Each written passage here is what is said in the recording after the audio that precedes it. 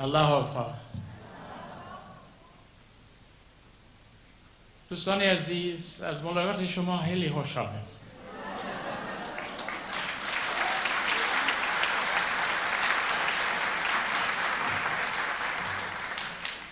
I learned that much to be able to greet the pilgrims when I was in Haifa. Some of the older friends, they didn't know any English, and I'd say that to them, and they'd turn to their son or their daughter and say, "What is he saying?" So I wasn't sure whether I learned it correctly or not. Friends, this is a lovely occasion. I'm so happy to see you all, and I hope they're giving you some kind of translation.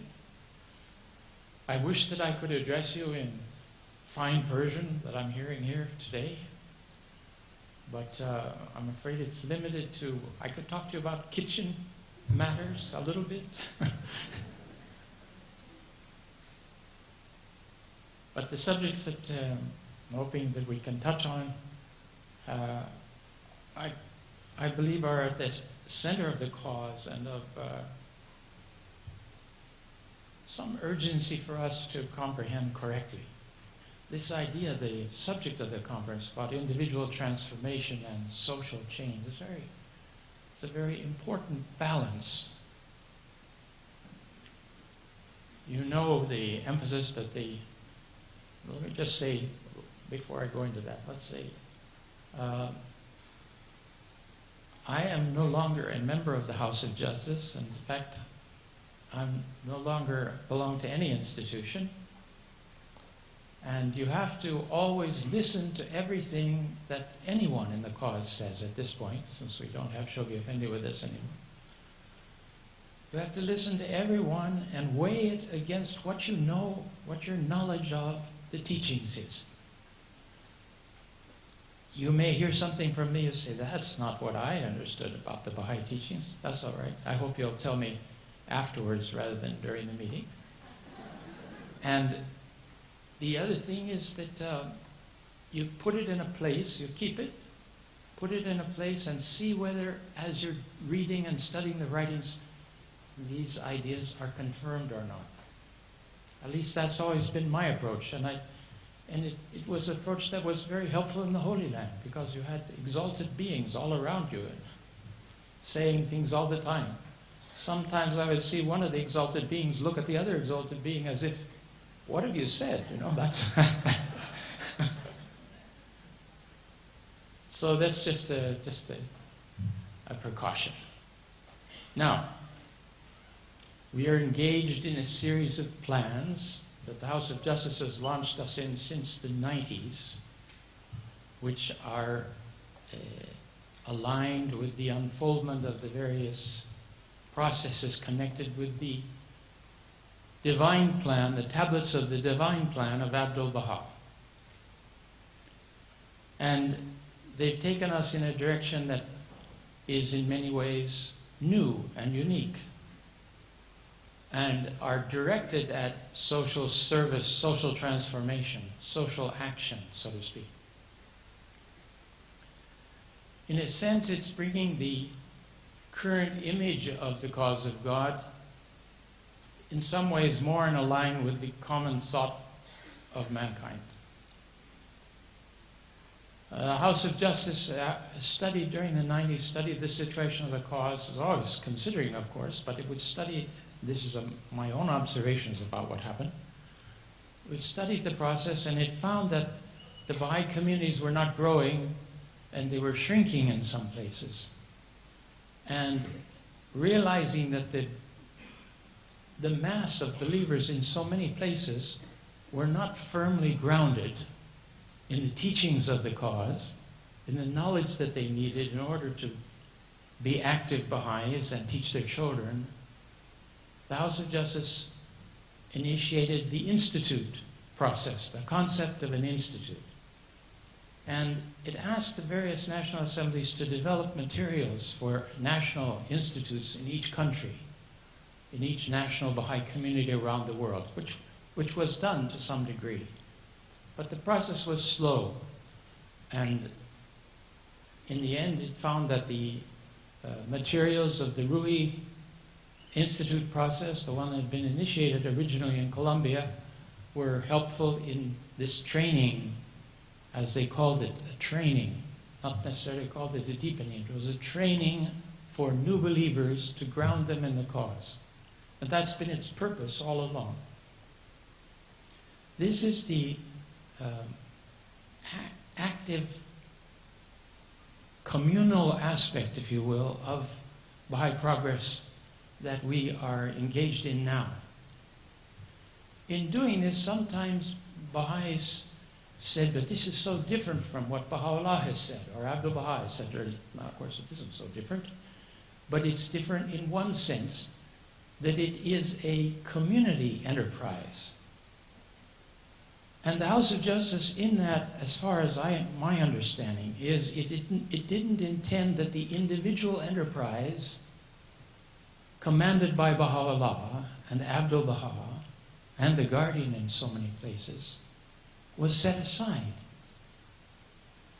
So we have communal goals of the 5-year plan in which we take part, but the way we take part is because of our own individual plan with Baha'u'llah.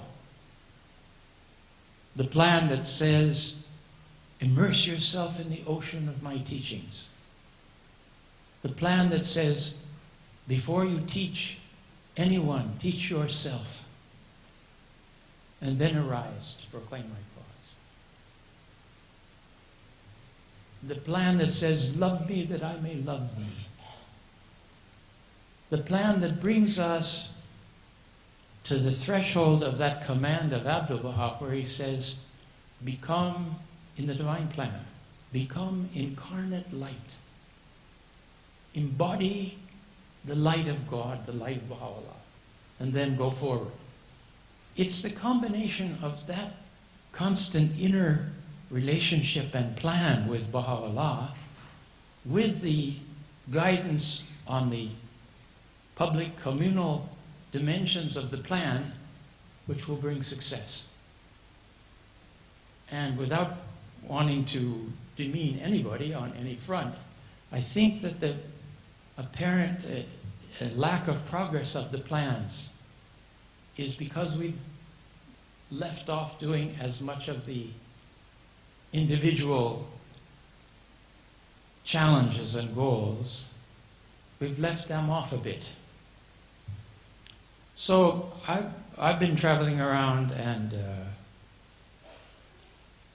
repeating a set of letters of Shoghi Effendi from the last year of his life, from 1957. There's some from 55, 56 too, in which he says there are certain steps to success.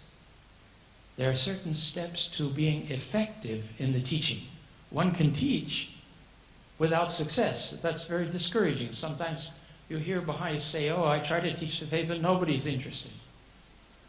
Mostly the problem, I think, is that those of us that are teaching are not interested enough.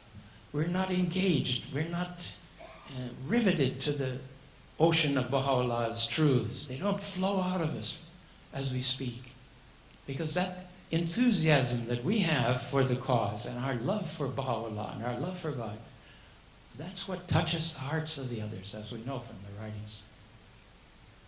So, in these effective steps for teaching, Shoghi Effendi says they are prayer, meditation, study of the writings, and finally action. You get the first three going to the point where it motivates you, it moves you to take the proper action in service to the cause. But in order to do that, you need to put gasoline in the car, gasoline in the motor, make it run. And then finally you need to start the car. I remember when I was a new Baha'i, became a Baha'i in the 1950s, Shoghi Effendi was still alive. And the Baha'i said, you know, that God will guide you, but not if you're a parked car. You have to move yourself and ask his help. Then he's able to steer you. Some of us sit very still in our cars and we ask for guidance and we don't seem to feel anything. We don't know where to go. Of course, there's infinite guidance on all sides. Somebody asked me, how do I know the will of God? Shamalik Mubarak. How do they not know the will of God? Because the manifestation of God came and he poured out 100 volumes of divine teachings to tell you what the will of God is. Now maybe he didn't tell you whether to turn left at this corner or right. There's some people that are even guided to that degree.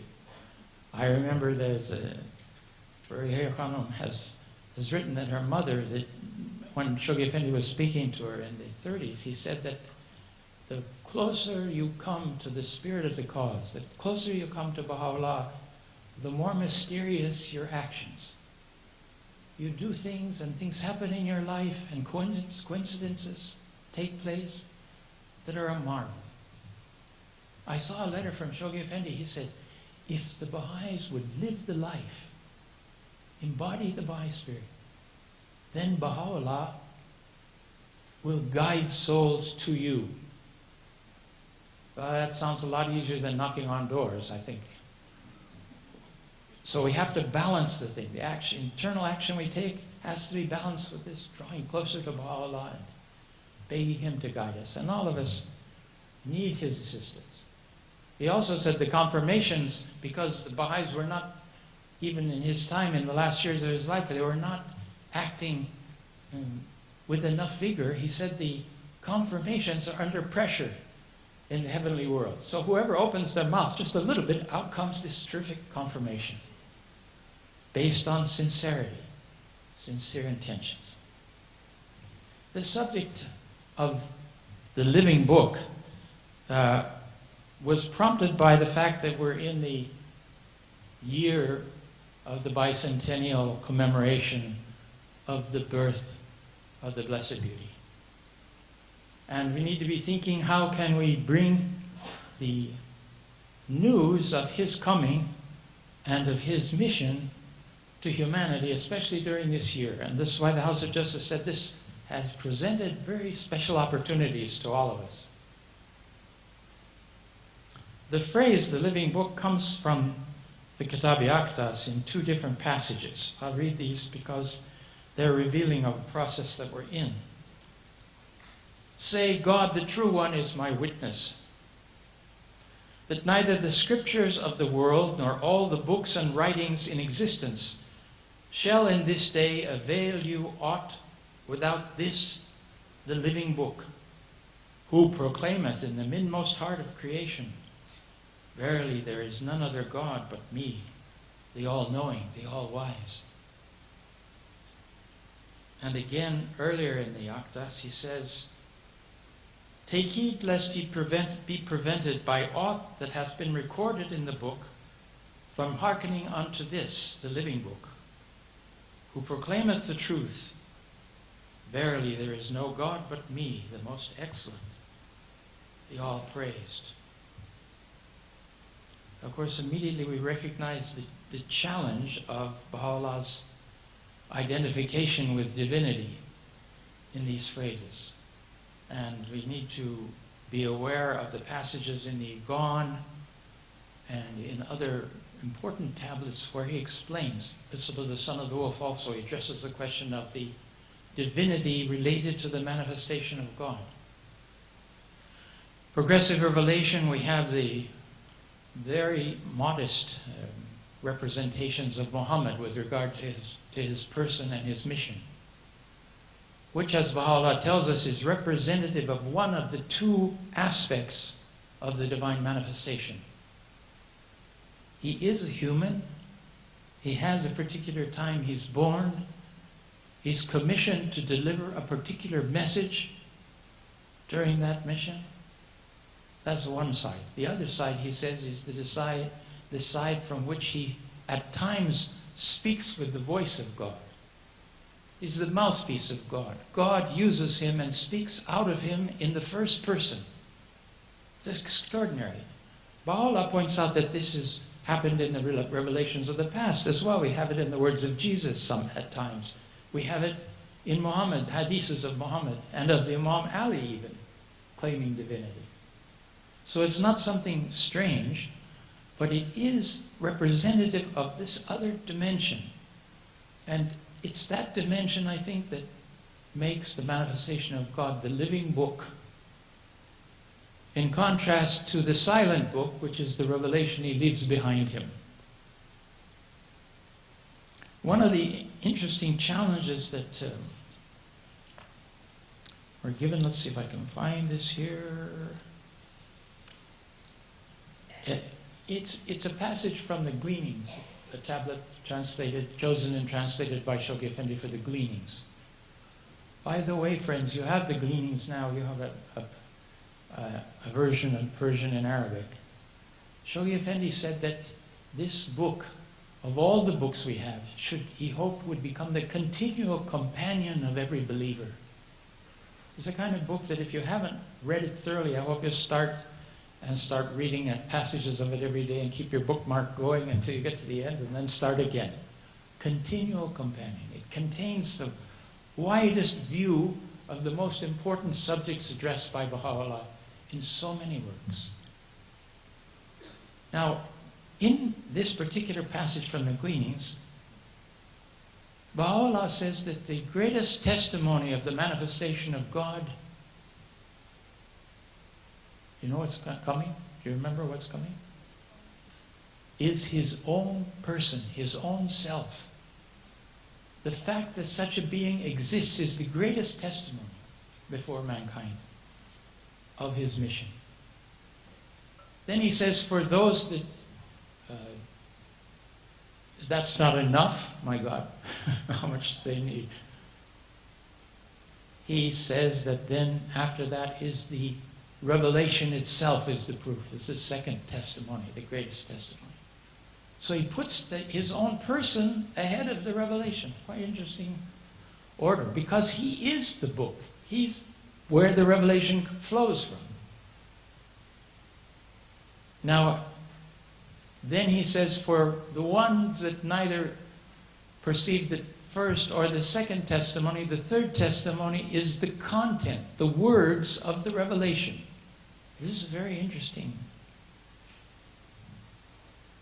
He has the revelation separate from its contents, because that power of revelation is the uniqueness of the manifestation of God. And that testimony poured out of the Bab and awakened the first of his disciples and awakened the Bahá'í himself who went to test him. This power of revelation that so many people witnessed, where verses numbering the whole of the Quran would pour out in a day's period out of this manifestations of God. We're promised this most great revelation. Everything is superlative in Baha'u'llah's teachings, as you'll remember. Shoghi Effendi says the most great revelation, the most great justice, the most great peace, the most great name. And in those superlative titles, we recognize this very unique character, if you will, of the manifestation of God. Now we have the words. We're left with the silent book. We haven't had a chance to witness the living book. But we have some very interesting accounts and testimonies about this living book. For instance, there are some stories recounted in the Holy Land about when Baha'u'llah wanted to reveal or felt revelation descending on him, he would excuse the friends. He would thank them and excuse them. They understood. There were those that had been many times in his presence. They would withdraw. And then they knew that that was a time of revelation. When Varga was there with his two sons, with Ruhollah and his brother, the brother said, I want to be there sometime when he reveals. Why does he tell us to go away? And they said he could ask. And he asked the family if he could be present sometime when Baha'u'llah was revealing. A couple weeks passed, he was playing outside the mansion at Baji, and the family called him. And they said, Baha'u'llah wants to see you, to go to his room. They followed with him to the room, to the door, where the curtain is hanging, and they indicated he should go in. They pulled the curtain aside and he stepped in, and he saw Baha'u'llah was walking, pacing, and chanting. And as he saw that, as he heard the first words, he felt his knees weaken. And he started to fall, to faint. And as he was going down, Baha'u'llah said, "Khuda Hafiz." And the family pulled him from under the curtain and took him to the other room, and they splashed rose water. He said, "What happened? What happened? I don't know what happened to me." He said, "That was a time of revelation. You wanted to be present, and you were present." Mirza Agha John has written in his own notes on sides of tablets, he said that today Baha'u'llah was blazing like the sun while he was revealing. His face was transformed, and the power that was coming out. Suddenly, he said, I couldn't hear words. I could only hear the rolling of thunder coming off the manifestation of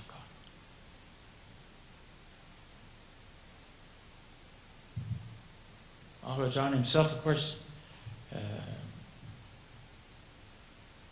played a very significant role in assisting and serving Baha'u'llah all those years. He was constantly trying to make clean copy of the rough writing that he would do. Sometimes he would pass out. They'd have to come and put rose water on him to wake him up, and then he'd write some more of the verses. He himself says, I usually would get 1 out of 5 verses. They came so quickly through Baha'u'llah. Then he would sit, of course, with Baha'u'llah. Baha'u'llah would fill in the blanks and give him the full picture of the tablet. And then they would send it for copy. And it usually was Zain al-Mugarrabin that would make the clean copies. There were several, but he was the main one. A man of such integrity that Baha'u'llah in his own writing has said that anything of my words that's in the words of Zain is true, correct, and authentic without signature or seal. He also said that because of the purity of Zain, anything he asked, that the friends asked of him, if he asked God, it would be given. Well, after that, Zain was mum. He didn't say anything. He didn't accept any requests for prayers.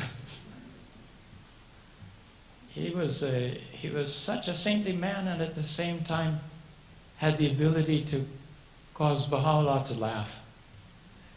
He would cheer him up at different times. One of the things he said was that with regard to the Akdas, there are 2 verses that my son and I are fulfilling. My son is very good at the one, don't tire yourself out with recitation of verses. And he said the one that I'm okay with is when you're invited to parties, respond with joy and alacrity. The manifestation of God, we're told things about him in this revelation and that of the Bab that we've never heard before. We can trace back, because the truth is, the spiritual truths of the cause are one, we can trace them back, bits and parts of them, to former revelations. But they're very, very special.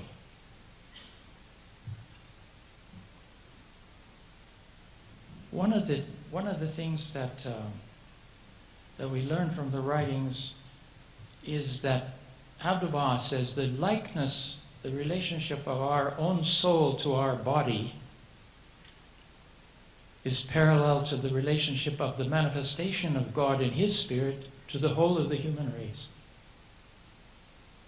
Now, think of your soul's relationship to you.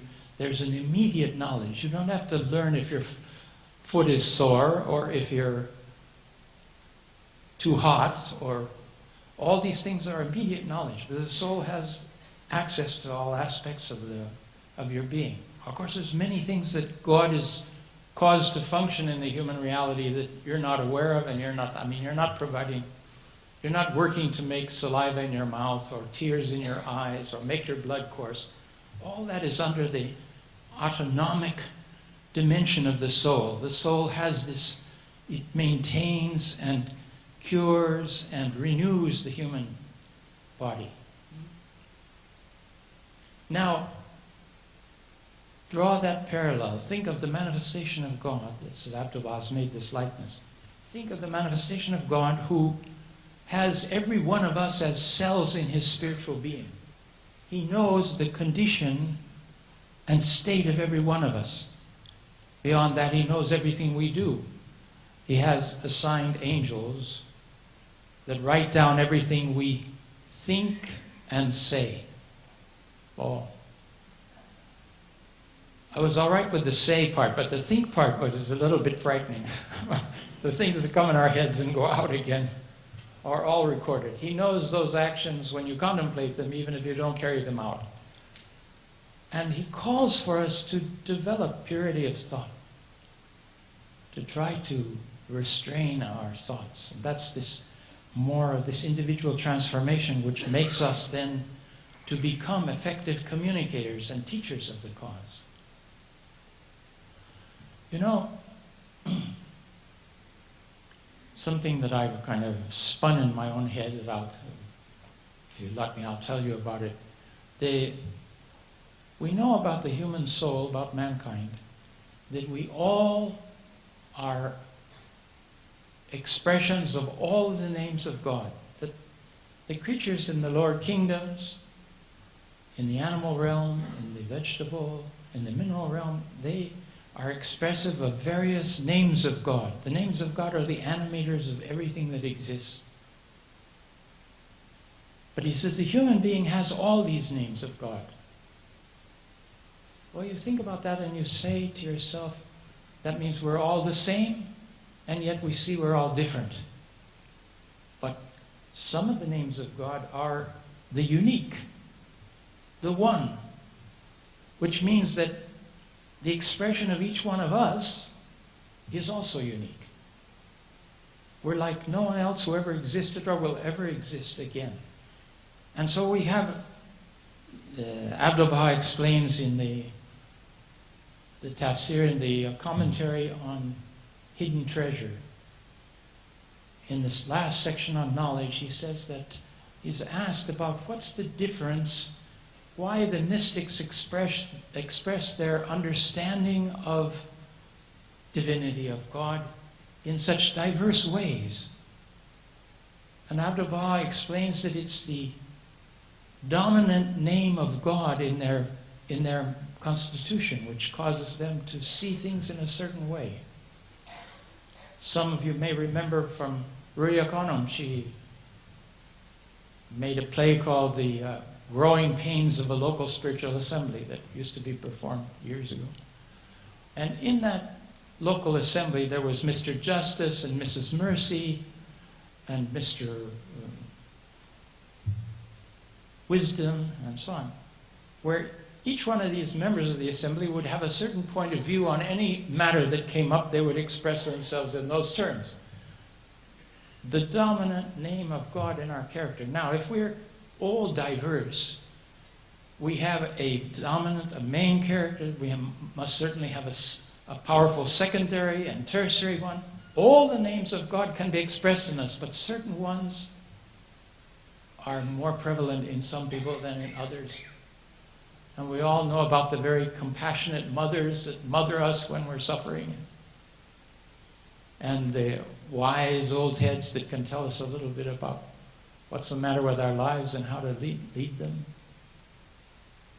So this unique combination of names that each one of you is, I think coincides with a passage that's also cited in the Gleanings, where Baha'u'llah says that in the next world, the faithful, the believers, when they enter the next world, they become residents of the Crimson Ark.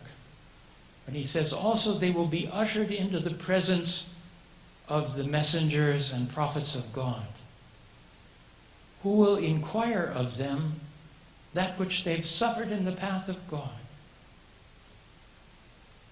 Well, friends, if you haven't suffered very much, it may be a short interview. And if you've suffered all your life, well, you'll have plenty to talk about. Just after that, he says another one of the activities of the souls in the other world is to witness the reality of every sanctified soul.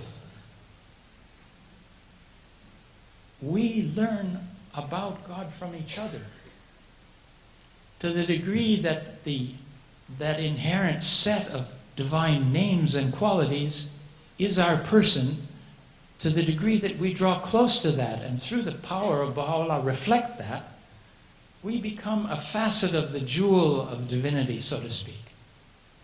We all have this divine character in us. He says, "Die in me that I may live in thee." If he lives in us, he lives through the focus of those divine names that we have, and we witness each other. In the next world, we'll learn more about God and about each other from the communion with the holy ones in the other world. Maybe we won't thoroughly understand his various passages. He says we understand the station of the souls on our level and below us, but we don't understand the station of the souls that are above us. I think we're aware that they have a higher station, but we don't understand it. But we grow through various stages. Because of the grace and mercy of God, we grow forward. That's our long-term individual plan again, coming up. That's what we're here for. He says the manifestations come to educate our inner being, to purify and sanctify it, so that we can enter the next world detached from this world. The living book. He's always in touch with us. He's constantly surrounds us, so to speak.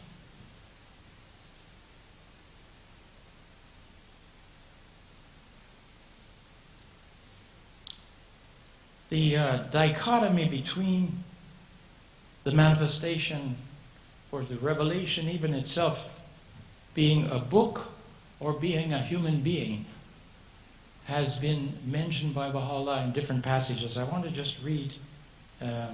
This is a provisional translation related to the Haykal, to the Surah Haykal, where Baha'u'llah talks about the different parts of the body of the manifestation. I think that also should convince us that the human form is a divine form. Every form of existence in this world, he says, has its archetype. It has its model in the other world, in the spiritual realms. And these are shadowy reflections of those realities. So the human body is not a chance evolution of animals crossing each other. These are some of these, what I'm going to refer to in the second talk, the lying tales that have invaded our consciousness. Baha'u'llah says, lying tales. We are divine in nature. The human form is a divine form. We're going to see the manifestation in that form in the world to come. We're told that there remain the mediators, the intermediary characters in the next realm to which we relate to the divinity. We recognize each other. He says we will all be able to see each other, enjoy each other's presence. We don't forget what's happened in this world. We see this world from that world, but this world doesn't see that world. Because we're still on trial here. We're choosing. Because of free will, every moment of our lives, we have choices. We have insinuations. We could do this. That would be more comfortable for me, but this is the right way to do it. What are the choices we make? And out of those choices are woven the fabric of our inner beings. The robes, if you will, that we might take with us to the next world. He wrote in this sense, remember this is a provisional translation. Is this a holy book? Or is it a human temple in which the pen of the All-Merciful hath inscribed the knowledge of all that is and all that hath been? Hallowed be the Lord, the most excellent of creators. Or is it rather a fount of living water, which hath sprung forth for the revivification of the world? Doth the book indeed walk? Nay, we see it fly. Glorified then be he who hath lent it motion for the purpose of imparting motion unto all who are in heaven and on earth. If this be indeed a book, then by my life it is the king of books. If we say it as a human being, then by my beauty it is indeed the solace of the eyes, the eye of the all-compassionate, made manifest in the realm of being. Exalted, therefore, be his matchless grace. If we confess that it is water, then do we see that the hearts of God's servants have been consumed thereby. And if we say that it is fire, then have all lands been illumined by its most lustrous and resplendent light. Abdu'l-Baha says that all things that exist in this realm are an emanation from the world of God. That means that our being also is an emanation. An emanation is something that's flowing constantly. If you interrupt it, the outcome of it will disappear. So as human beings, we are never cut off from that design of our being, which is manifesting itself in this very temporary borrowed body with all of its aches and pains and difficulties. And it's with that emanation that we want to identify ourselves. Abdu'l-Baha, in a talk in Paris, he says, even the power of thought, consciousness, is the Holy Spirit within us. Whether we recognize it and identify it, that's another matter. But it's there. We wouldn't have the power of reasoning and thinking. Thinking is the power of God, and it's the name of God. So this living book becomes reflected in us. And we become, if indeed we receive and enjoy this grace of God, we become living letters. If you remember the letters of the living, this is the same idea, the letters of the living book. The Bab was the living book and the apostles were the letters. Beyond that, Abdu'l-Baha says, all created things are his words and letters. They're all signs of the Creator. So there's two books that have been created. First of all, in a general comment, Baha'u'llah says in one of the tablets, how are we doing? All these signs are reflected and can be seen in the book of existence, and the scrolls that depict the shape and pattern of the universe are indeed a most great book. Whatsoever can be discerned on earth amply demonstrateth the power of God, his knowledge, and the outpourings of his bounty, while he himself is measurably exalted above all creatures. Look at the world, he says. It unveileth the book of its own self before thine eyes, and revealeth that which the pen of thy Lord, the fashioner, the all-informed, hath inscribed therein. All things are as words and letters. From the Master, from the Makhatib, Volume 1, he says there are two books. One is the book of creation, and the other is the written book. The written book consisteth of the heavenly books, which are revealed to the prophets of God, and have issued forth from the lips of his manifestations. The book of creation is the preserved tablet and the outspread roll of existence. The book of creation is in accord with the written book. Creation, he says in another part of this tablet, is in accord with the written word, and this is certain. In the written book thou canst find chapters and verses, words and letters, and inner meanings and mysteries are hidden therein. Likewise, in the book of creation is the command of God and the repository of divine mysteries. In it there are great signs, universal images, perfect words, exalted symbols, and secrets of all things, whether of the past or of the future. He goes on to say, when thou readest the written book, thou wilt become aware of the mysteries of God. But when thou gazest at the book of creation, thou wilt observe the signs, symbols, realities, and reflections of the hidden mysteries of the bounties of His Holiness, the Incomparable One. In the world of the Holy Writ there are letters, words, and verses, and likewise in the world of creation there are letters, words, and verses, and these two coincide completely. So this you see the beginning of this concept of the unity of science and religion. As we study the sciences and we understand the nature of the world around us, we see the truths of the revealed book.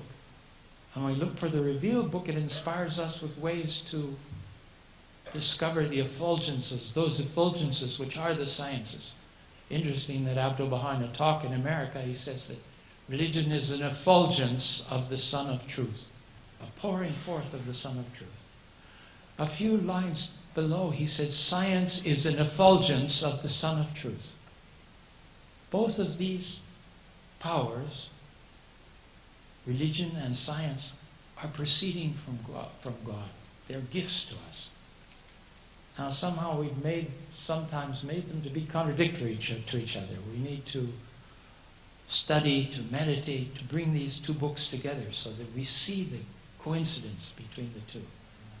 And Baha'u'llah is this great living book, the like of which we've never had before.